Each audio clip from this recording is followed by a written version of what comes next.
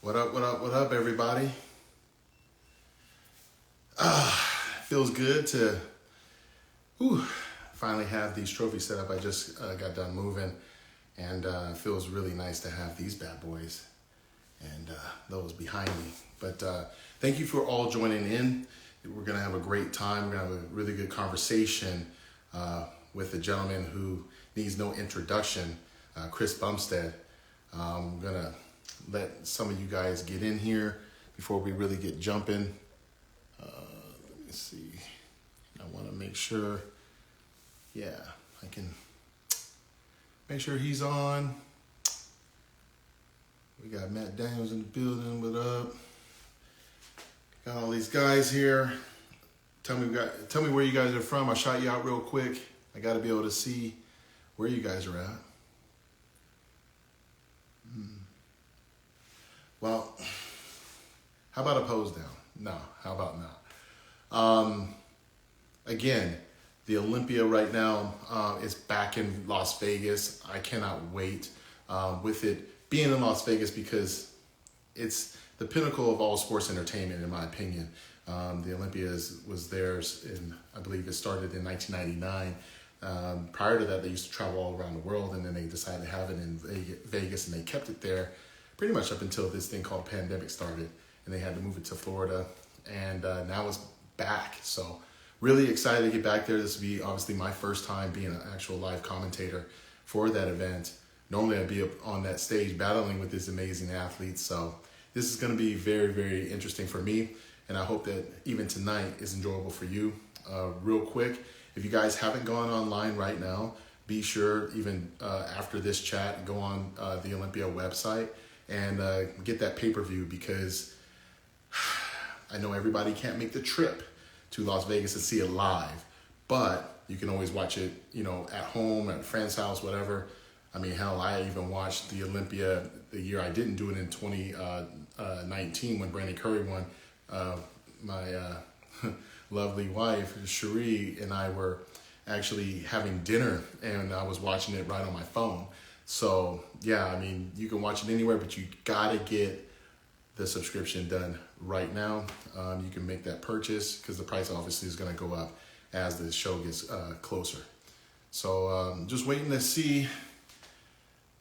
We got some people from Colombia, Brazil. I'm actually traveling to Brazil this week, and I'll actually be in Colombia in February of next year.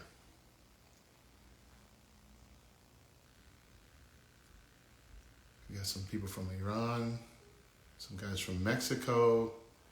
We got some Big Ramy fans. I keep saying Big Ramy. It's just, we got some Ramon fans. So it's always, this is always really cool. When I first started as Mr. Olympia, we didn't have, social media like this. So this is dope. Got Flex Wheeler on here, the legend. What up, big bro? I cannot wait to see you in Vegas, Mr. Wheeler. Long overdue hug. Haven't seen you since March over at the Boston Pro. And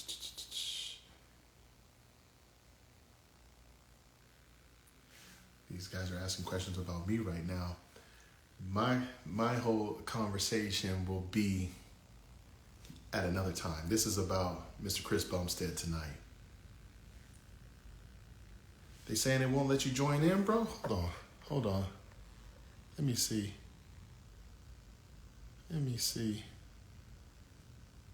Huh.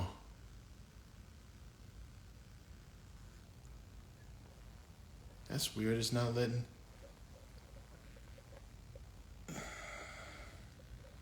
All right, so obviously this is me running the Olympia account, so we're gonna need some help from our guys, Caden Riley and Frank Seppi here. We're gonna need some help trying to get the man C-Bum on here so we can have this chat. I can see let me see the request. Hold on. Let me see. All right, cool. So we got it in here. Let's see.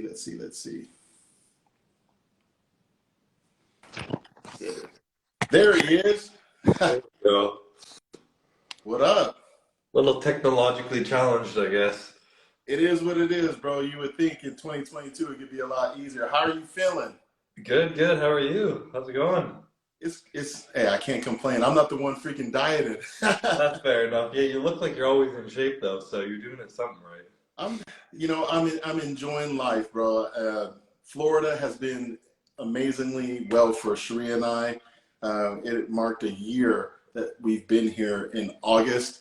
You can't beat this weather, especially right now. As you know, you'd be freezing your ass off normally. But and the people have been great. So, there's smiles all the way around going on over here. But Yeah, as yeah, long as man. you're in the right cities, which you guys are, so that's good. Yeah, because so real quick before we get into this, what is it like being up in Stewart, bro? Because I haven't been up there yet. It's pretty chill. It's a very low-key city. Like Stewart itself is like a small town. There's no skyscrapers, nothing over 3 stories tall. Like population's like 15,000. There's no chain Uh, restaurants downtown. It's all like original. So it's pretty low-key, like beach town. A lot of retirement people, families and stuff like that. So it's very low, like slow pace. If you want to live a fun life, it's not the place to be, but it's a good place to be a bodybuilder. So I was gonna say it's the greatest thing for you. You're probably like the mayor by now, right? They probably know, not right? quite, not quite, but we're Not doing all quite. right. Well, that's really cool to have you. I mean, obviously you and Courtney, you guys have been here longer than Sharia and I have, but we definitely plan on making a trip up there to come say hi. After the show, you guys are you're locked in. So, but For sure, yeah, we'd love to have you. yeah, well, I wanted to say thanks for doing this. I know obviously how it feels to get ready for a contest and doing interviews and stuff like that, but for me, bro, this is more just a conversation. We see each other in passing throughout the years and stuff. I still remember seeing you after I won the Olympia, and you were at I believe it was Golds in Lake Mead, and you were doing a photo shoot, and I just recall seeing you from afar, and I said, "Who the fuck is this guy? Like, he's so tall, he's handsome."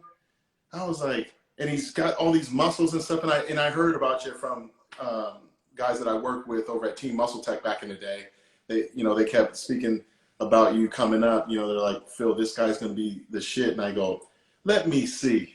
And We'll see about that. and I'm like, I definitely could spot talent, but it was more about, in my opinion, just the way how you've carried yourself. And I think that's what has amassed your success. So kudos to that. I wanted to get into this by simply asking you, what has it been like being Mr. Olympia in that classic physique division? Because obviously it's brand new. You're the winningest guy. You're the guy that has the largest target on his back. Mhm.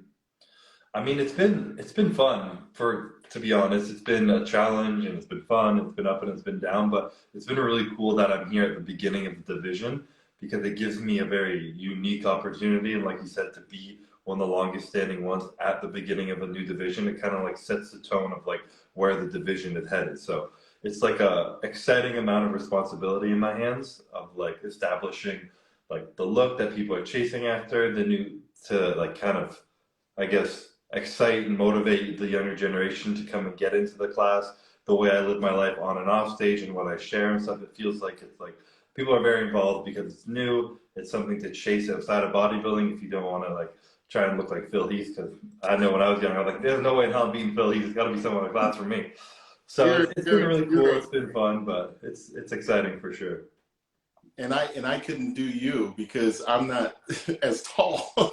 my Fair I enough. think my weight cutoff, I don't even know. I think it would be like 205 or something like that, or 210. How tall are you? 5'9"? I'm 5'9", so I think Yeah, I kind of, think you'd be like 202 almost even. Or yeah. So that's crazy. So if you ever want to get a good kick in the ass, get kick in the pants, go and look at my. I'm trying to think. Hani will show you probably a pic, and I can text it to you too.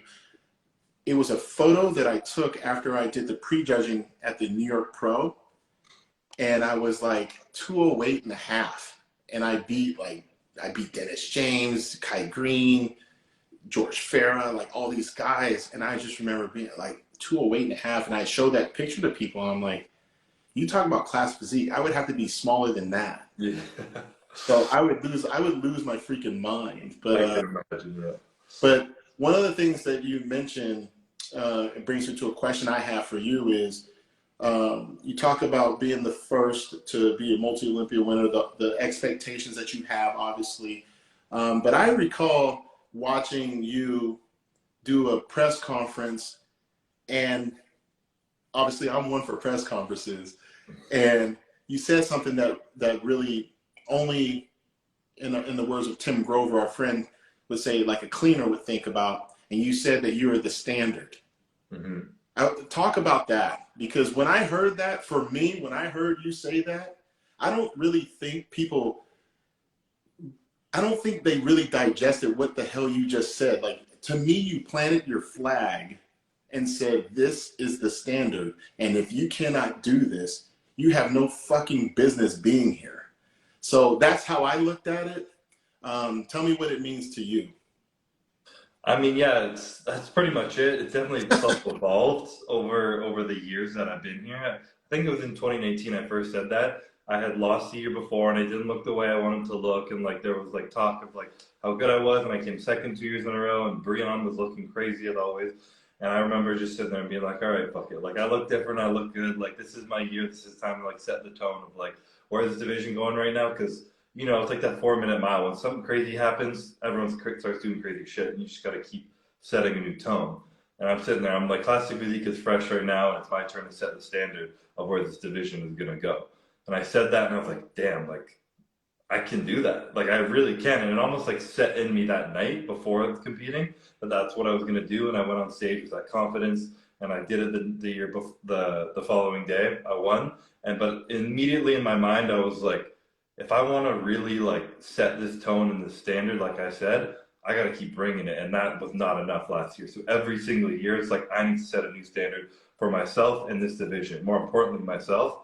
And that's really just pushed me every year, being like, that guy I beat, the guy I was last year, I got to beat his ass, and I got to set a new standard every single year. Because all the new guys are chasing after that last standard. So I got to set a new one every single year and just keep getting better and better. And it's been a thing where it was like for the division, for beating myself, and now it's just established into this like a much larger intrinsic motivation at this point of just being the best version of myself.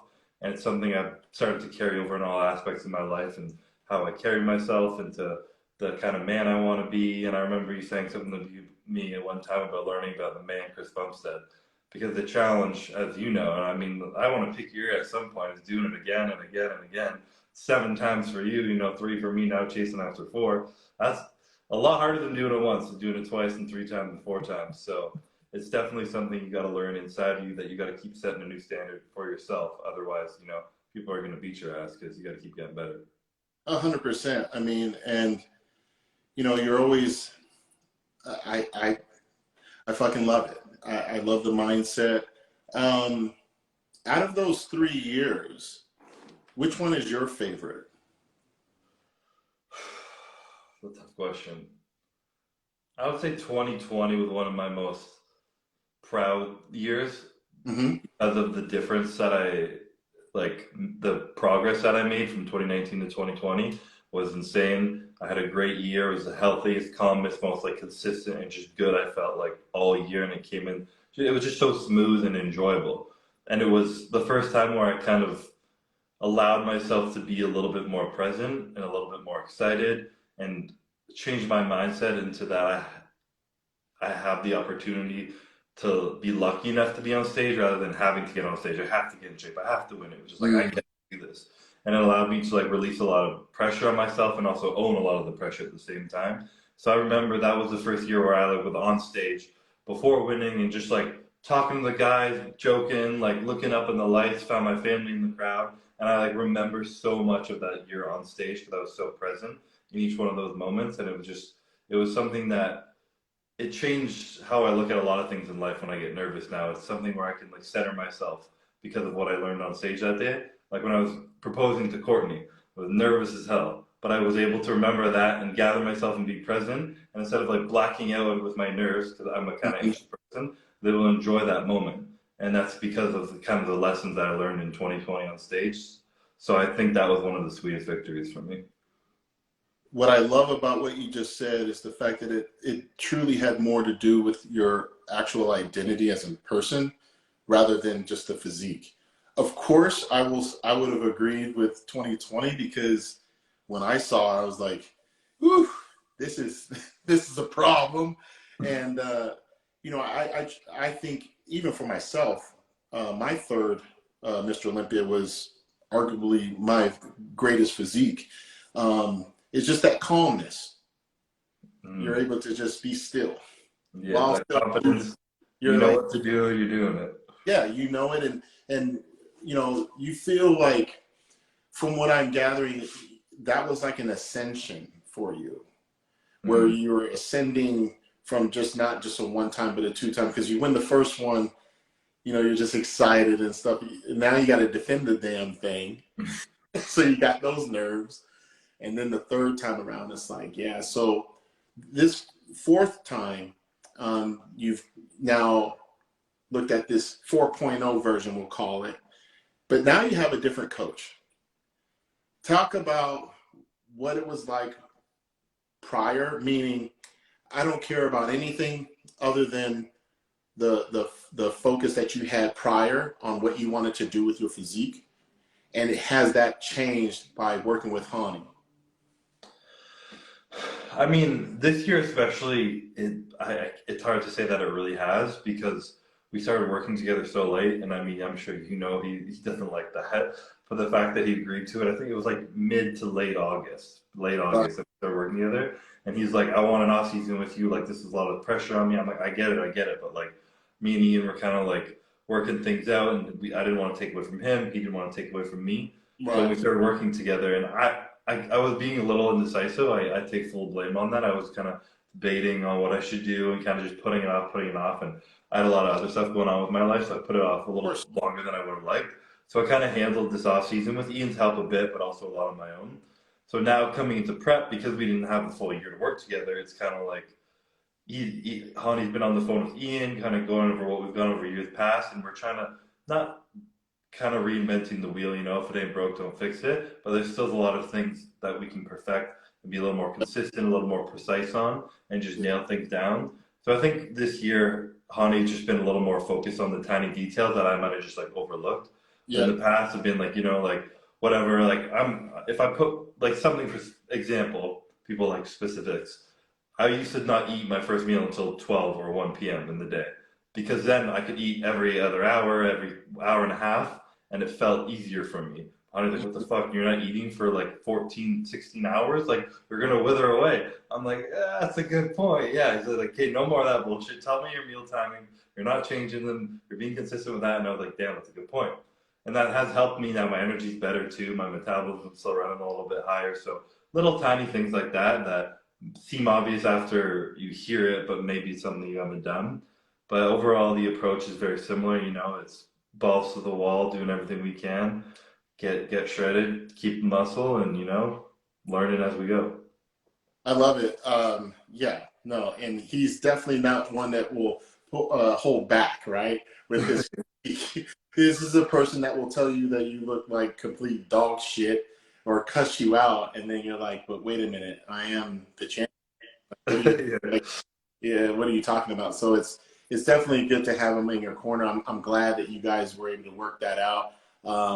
I think working with Hani as far as like for myself was always it was always good to have a second set of eyes, and what you're saying, what I'm gathering is him talking to Ian. I mean, is great, right? Because then you can, like you said, fine tune those things. Yeah.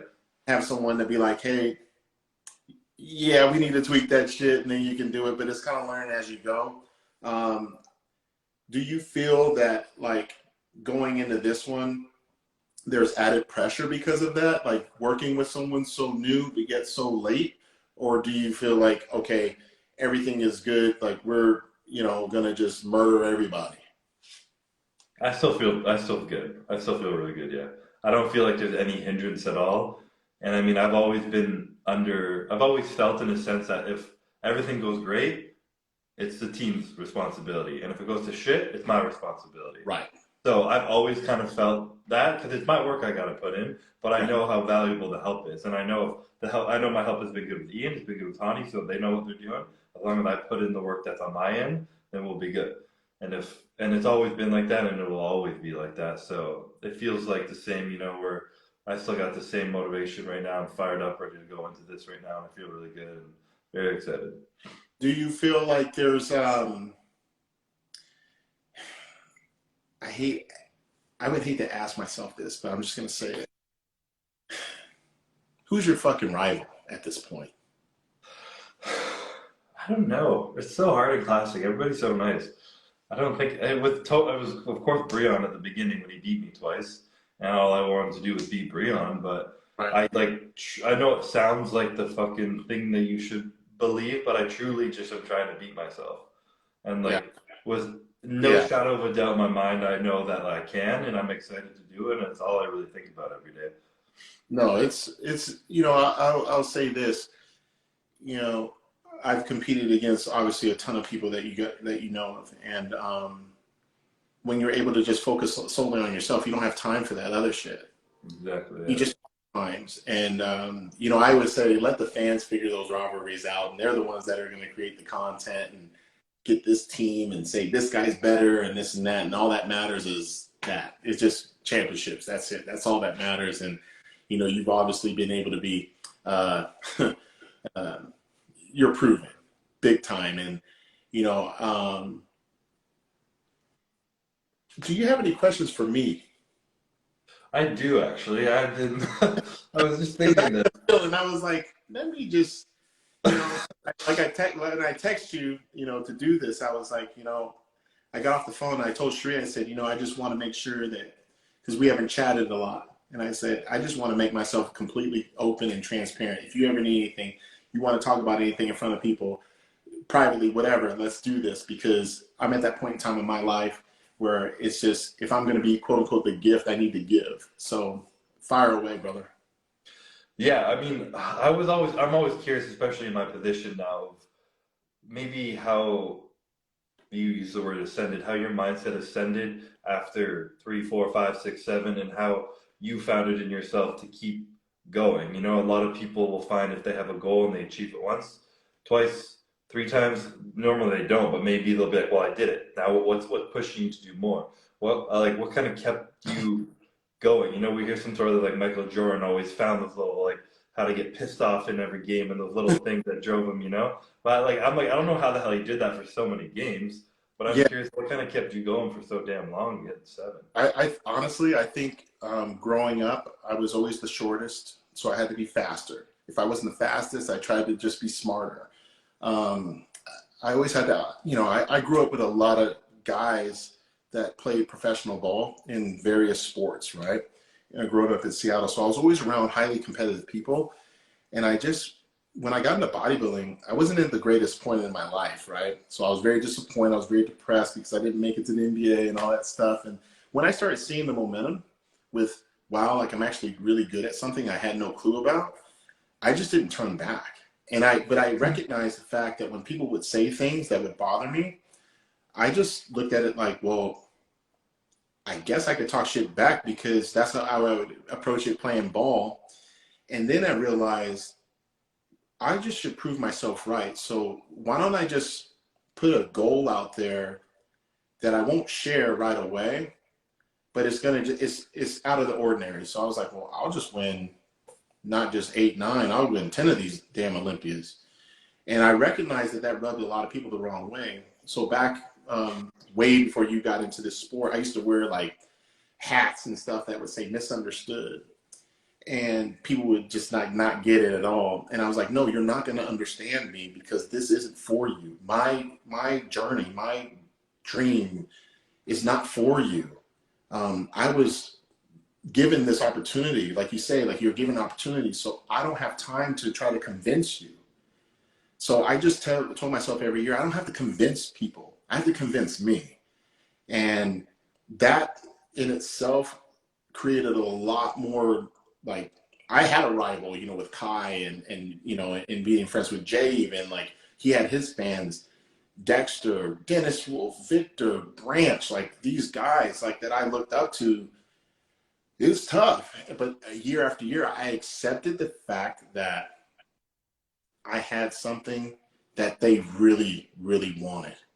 And I always felt like if I didn't give it my best all-time effort, I was hurting their feelings because they would die to be where I'm at, right? So I'm like, if I'm going to be this champion, I better work extremely hard, whether it got cameras on me or not. So every year I was just like, I got to win. Like the first one, I was like, this is great. Oh my God, this is great. I don't know about you, but I only slept like 2 hours after the first year, you know? And then the second year, I'm like, how do I do this? And, you know, filming Generation Iron that year, like I was like, if I lose this, I'm going to get punked. Like I'm going to be a laughing stock, right? So I was like, I got to do that. Then third year, I was like, the hate started coming. I just got to leverage it. So for me, it was more like, how do I leverage negativity? How do I leverage positivity? And I went to a very dark place, you know, the dark side. And yeah, I did not care. All I cared about was winning. And it just became habitual for me. So when I see you, I'm like, make winning, my advice would be like, make winning habitual for you in everything in life. You've already had success. So now it's like, you don't even have to, I used to tell Honey this, you can talk to him about it. Like sometimes we would be like, man, this diet is completely different than the previous year. And I would just be like, and he'd start freaking out a little bit, like, man, we got to do this, we got to do this. And I'd be like, bro, I already won 4 of these motherfuckers. I already won 4 of them, bro. Like, I'm good, man. Like, I know you want to get revved up. Like, because Honey be like, I want to go fight with you, right? Yeah. But it's more like Bruce Lee, just very calm. Like, I'm good. When it's time for me to strike, they're screwed. They already been screwed since the last year I beat them. That's how I carried myself because I knew I was going to do the work. But I just leveraged everything. I would train late at night. And I did it, man, I'm going to tell you. I'm telling you, but I'm telling everybody. I would train late at night, Chris. Shrew would be with me in the other room doing her cardio. I'd train knowing that Rami and everybody at freaking Oxygen would see me training. So I would post at like 11 o'clock, which is mountain time, which is 1 a.m. Eastern, which is probably like in the afternoon overseas. They have to see my ass in that gym when they're waking up. Yeah. When they're bed, they see me doing cardio. So I was already like in here. I was always in here. And I made sure once they show weakness, I'm like, I know they're watching, just like everybody watches you. Everybody watching everything, so you give them a fucking show. So I just told myself every day, I was like, I'm gonna give them a show. Because this is entertainment, but it's not like me trying to sell a fight by talking garbage, you know. It's an entertainment of me showing my physique, my body at work. So each year, bro, I had a different thing to leverage. I leveraged the bad relationship. I got divorced one year, I had to leverage that. I had to leverage one year my father died. I had to leverage the year that his wife, my stepmom, died. I had to leverage a year that I got, you know, bad businesses and friends dying and stuff. And I had to leverage all that pain. So for me, it was more like, what can I leverage, bro? So that's really the long story of it. But if you can leverage your pain, your struggle, or even if it's just playing in here, like shit that's going on in here, you're gonna be fine because you're in the right place. Like when you have this minefield, it's a minefield because you're thinking, what happened last year? Like I saw a picture you posted, I think it was today or yesterday. That was like a 2019, and I'm like, all right, that's cool, but he's way better than that now. Why is he posting this shit? It was a good picture, but I'm like, that shit don't even fucking matter. Like this shit, I mean, unless if he's basically telling and I'm speaking as a fan, as a friend, maybe he's just posting this shit saying like, y'all ain't, my old shit still better than your new shit. I don't know. But, you know, for me, it's like, Chris, like at the end of the day, and I would say this to any champion that's won as much as you just have to focus on, like you said, just being better, leveraging everything. Everything. That's all that matters. You running a business, that's great. You got to support, you know, with Courtney, that's awesome. Family, but at this point in time, we're going to what, 4 weeks out? Friday? Is it 4 weeks? 4 weeks Friday, yeah. Man, 4 weeks out, nothing matters. Sorry. Because everybody should know that nothing matters, but you winning. So you're not going to like cuss someone out or act a fool, but like for 28 days, nothing matters but you holding the next championship. So as long as you got that across, like I used to call up my best friend that I played ball in college with. He would come to Olympia. He and I would have a chat. I'd say, look, these are the people that are in my circle that you're going to see at the Olympia. This is what I need. Sheree would have like the full list of meals that we need. I would be like, this is the time that I'm training. If people can't accept that, then I'll just talk to them in 6 months because I ain't going to be too happy. Yeah. All that matters right now is you winning. Every ounce of cardio, every step that you know, Honey crazy ass probably telling you squeeze your fucking glutes every time on the step mill and stuff. Yeah. So, you know, I mean, you got guys like me that have obviously been through it.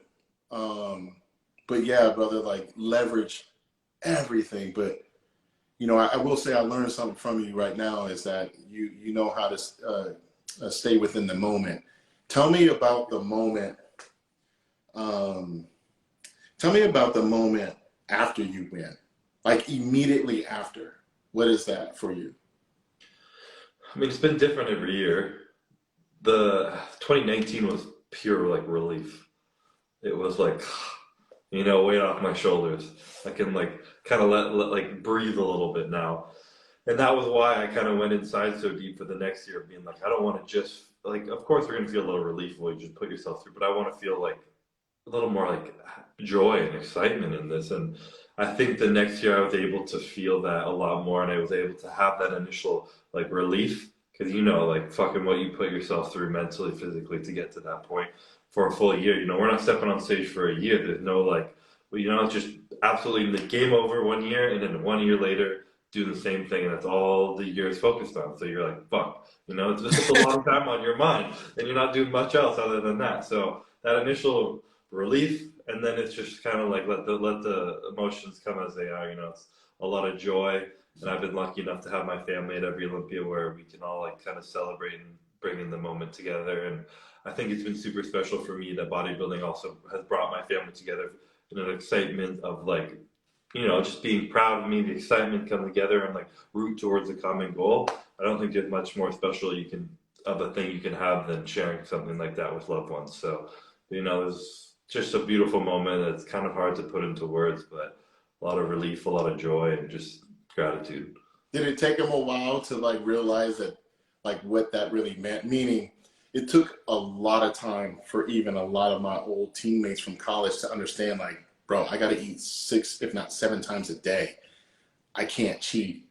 Or the stupid questions that happen right now, which is, so you think you're going to win, bro? Like that type of stuff would annoy me. Like, are those things that you still have to educate certain friends, or like you kind of just have to be like, hey, I'm just going to ignore this and have patience and give grace to everyone because what they're saying, they have no idea what I'm feeling right now because I'm carbonated, I'm nuts, right? Yeah, I mean, I don't expect my friends to get it, and you know, some of them do, and I think what they think is crazier now, which I mean, you know, a lot of people see me as like a social media influencer and kind of shit like that, because that's like more understandable in this world. You don't have 11 million followers worth like 3 Olympias. Like obviously, I'd give up every follower for 1 Olympia, but a lot of people that's what they understand better, so they kind of think about that more. But you know, if they don't get it, they don't get it. I'm not going to try and talk to them. I love a lot of my friends because we don't talk about bodybuilding at all, and I kind of love that about it. It gives me a little bit of separation and connection with them. And I mean, my parents, I think they're getting it now for sure. It took them a while, but like you said, when you're in prepping, my mom will still be like, "Well, you can eat an apple, can't you? It's healthy." And I'm like, trust me, Mom, I would love to eat an apple right now. You don't know how much I would want to eat an apple right now, but no, I Yeah, can't do that. great. Speaking of food, what is your go-to after the show? Mine was always a cheeseburger, fries, Coke. I'm so boring, man. I had a mug cake with Courtney last year. We had vegan protein, egg whites, and pumpkin, and we like blended it together, put it in the microwave, and that's what we had at like 1 a.m. post Olympia. And went to bed. I think Cherie told me, I think she told me that because, yeah, because her and Courtney chat here and there, and I think she told me, I was like, a vegan, what? Like, I was like, Yeah. all right, whatever, all right, I cool. got issues, yeah. I don't. But the next morning, I'm more of a breakfast guy. So then the next morning, last few years we were in Airbnbs because we were in Orlando, and we made breakfast burritos, which I fucking love breakfast burritos. So we made a bunch of those, and then we go out to eat the next day. But that night of the show, I'm like, there's so much adrenaline pumped in you. There's so much like excitement and all the feelings and all that shit. I don't even really think about food, you know. I just like I'm excited to have a cold Gatorade when I get off stage, a little Yes. light here, and then I just go to bed and kind of chill out. What do you think is going to, like, I just had this come up in my head. So you're at this point in time, I feel, where you're creating some distance, right? And I did see some videos of guys like Urs go train with you, and then he went on the, like, this American tour, you know, right? Who do you see that resembles that standard that you speak about? I mean, Earth is the young guy who's got the shape and the physique, and I think last year he was 12 pounds under his limit still, and he shocked some people, and he has Mhm. room to grow. You know, I think everyone else is pretty close to the weight limit except him, and he's got the high lat insertions, the tiny waist, the crazy quad flare. You know, he's got the personality, the looks. He's still got a full head of hair. You know, I had that when I was his age. Starting Hey, to go back a little bit now. I got better than you still, but like it's still going back slowly. You know, he's got all that, but you know, it's gonna be something we find out when I'm gone. You know, they can take my there you spot go. when I leave. You know, there's a lot of guys. Terrence is still getting better every year. I don't know how he's making his weight at all because he's a shorter guy too, but he still improves every year. And I mean, Ramon from Brazil looks absolutely crazy. You know, Marion's not done yet. I think he's announced he's retiring this year, at least at a classic. Something about that. I thought that, Yeah. personally, I thought that was odd, just because I would never give a inclination that I'm done with this just to go do this. Um, Hmm. I I just go do it. Um, where do you see yourself? I'm not even talking about you retiring, because I heard stuff and I was like, that doesn't matter. Where do you see yourself in the sport in 5 years, whether it be on stage or off? 5 years, I'll be 32. I think I'll be off stage. I can say that, you know. I mean, that's in a long time. I can easily say that. I don't know when the time will come when I'll be done. I really don't. You know, people think by the way I speak. And I mean, it's an interesting thing, and I like hearing about your mindset and people's mindsets because everyone's so different. And there's no rule book to being a champion. There's no rule book to winning Olympias other than winning Olympias. However you get it done, you get it done, you know? And like you wanted to fucking tear people's heads off, and I remember being younger and it would be the dream killer thing and me being like, fuck, that's the coolest thing ever, you know? He's just crushing people's dreams. You know, everybody wants to be Miss Olympia, but he's like, nope, I'm here to kill your dream. I thought that was so cool. But that's not really in my heart. I don't think like that, you know? I'm still like I'm just like people are different and they all find their ways that work for them. And I think that because I'm not like that typical like killer mindset champion, like a lot of people are like, oh, he doesn't care anymore. He doesn't want to win anymore. His heart's not in it. But I'm like, this is always who I've been. I'm just like letting my truth and authentic self out and sharing it with people, you know? And if you think that means I'm done, well, fuck, like this was always inside of me and I was denying it. Now I'm just being true to myself and I feel better in doing it. So this is just more of me that I've always been. So I think me saying that, people are like, he's gonna retire, but I don't fucking know when I'm gonna retire. I just That's hope right. I do when the time comes, when the time is right. I hope I know, and I trust myself to know. But right now, I know I'm gonna fuck up this Olympia, and after that, if I want to fuck up another one, I'm gonna go do that. But right now, I'm just focusing on this.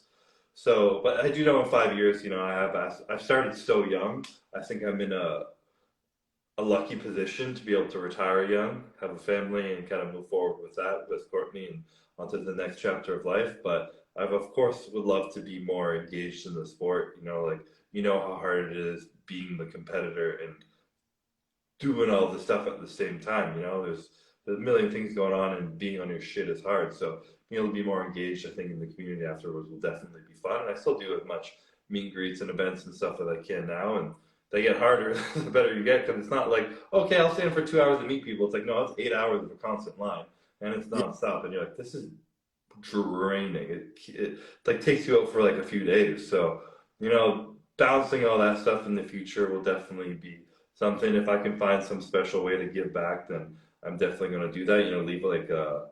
Leave my mark on the classic physique division off stage, however I can. Maybe I'll figure that way out, but I'm just kind of taking it year by year. I think that's a good, good way of looking at it, just because you have no choice but to look at it year by year. Yeah. Right? You have no choice. And, just for the people out there, you have to understand, you guys, that, Chris and other competitors that are winning, not the guys that are aspiring to win, but the people who are actually doing it, they go through a different hero's journey, if you will. And there's a lot that goes on, the mental fortitude and stuff, that they always want to leave on their terms. So when you tell them, like, I would hear these things like, oh, so when do you think, I tell people, like, I don't know when Chris is going to retire. And honestly, that's up to him. He could say, I'm going to retire after this year, and then change his freaking mind like Tom Brady did. At the end of the day, what I do hope is that you have tremendous amounts of fun, that you continue to inspire millions of people, which I know you're doing, and that you never forget who you are, man, and just to continue to ascend into greater versions of self.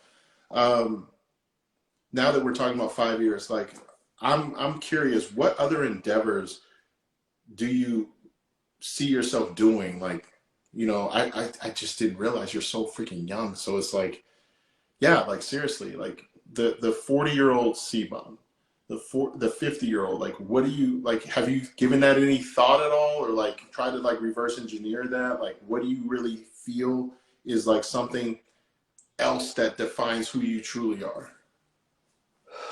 I mean, I've always been so big about family that, like, the concept of having my own family is something that excites me.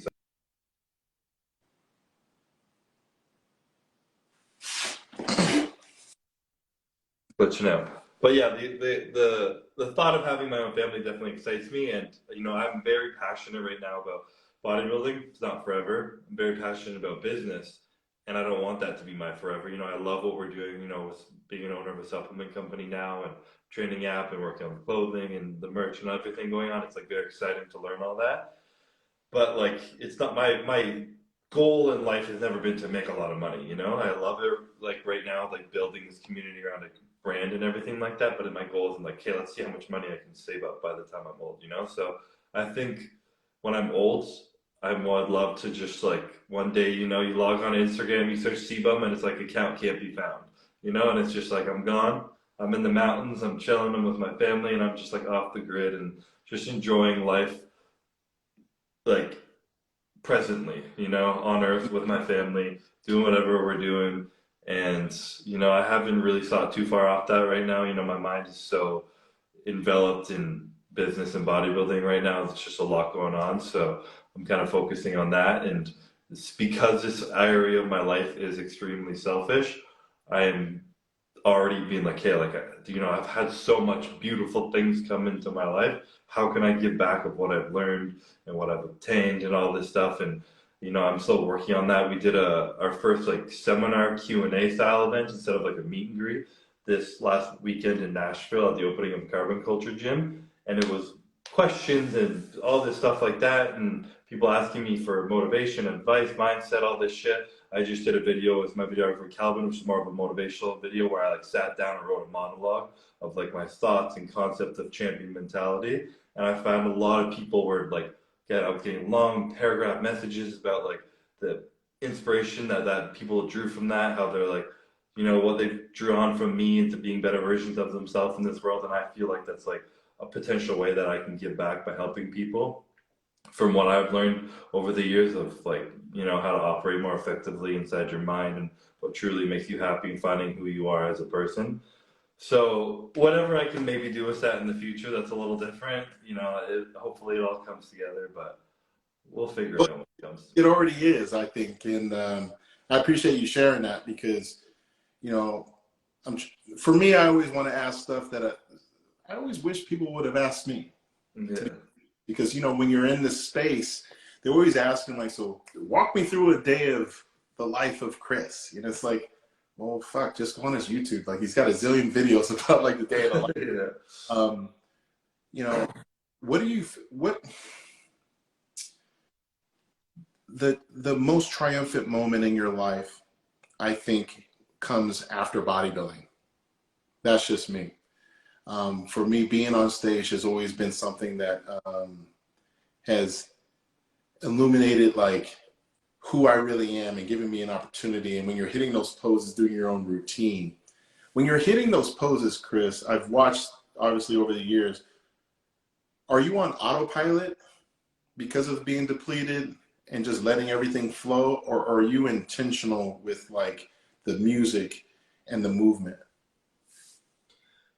I mean, I've been on autopilot for sure in the past, but I'm a lot more intentional now. And I mean, to be honest, I've never really been one for putting together great posing routines, and I kind of wing them on the spot or backstage thinking of what to do and whatever comes to me. And then that's a little bit stressful for me because I'm not a great performer. But I go out there and I definitely have fun, and it adds a level of excitement. And I love I it. I do definitely. shit. Hey, what was that? I said I love it because I do the same shit. Yeah. My pro debut was the only routine I actually like practiced over and over and over again. And then after that, I was like, I told Hani, I said, I had so much freaking stress over 2 fucking minutes. I'm like, all I have to do is know how to hit these like the freaking mandatories. I was never the guy that wanted to hit a bunch of signature shots. Mm-hmm. In my mind, I always thought, well, I'm not really being judged on signature shots. If all I'm good at is signature shots, then my routine is going to be whack when they get the pictures because I just felt like the frontal bicep has to transition into something else. It was just like a structured dance, right? Yeah. Just some of my own freaking music.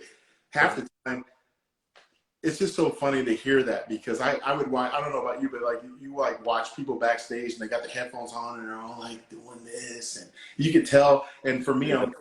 I'm like, yeah, that shit looks good. I might try that. Let me see how that looks. I'm the exact same. Yeah, I'm like, I watched something on Instagram. I'm like, I could probably do something like that. Maybe I'll put that in my bank and remember that one. Do you But do yeah, you have do you have do you have a favorite pose?